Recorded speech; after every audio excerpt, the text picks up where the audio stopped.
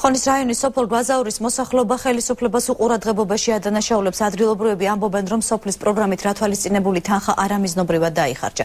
მოსახლეობის სურვილით სოფელში რძის რეაბილიტაციის პრობლემა გადაჭრილი იყო, წინა საარჩევნო დაპირება დარჩა. რძის პრობლემა სოფელში ისიც ემატება, რომ გამრიცხველიანება მწყობრიდან გამოსულ ელექტროენერგიის გამონაწილებელ ამორტიზებულ ბოძებზე მოხდა, რის გამოც ადგილობრივებს ელექტროენერგია მუდმივად შეზღუდვებით მიეწოდებათ. მოსახლეობის პრეტენზიებს აბსურდულად მიიჩნევს სოფლის რწმუნებული როდე ჩერქეზიას განცხადებით ბიუჯეტიდან გამოყოფილი 16,000 ლარი მოსახლეობის მოთხოვნით სოფელში რძის მოხრეშვას მოხმარდა. ამორტიზირებული ბოძების საკითხთან დაკავშირებით კი მისივე ინფორმაციით ენერგოპრო ჯორჯია პრობლემის მოგვარებას ეტაპობრივად გეგმავს.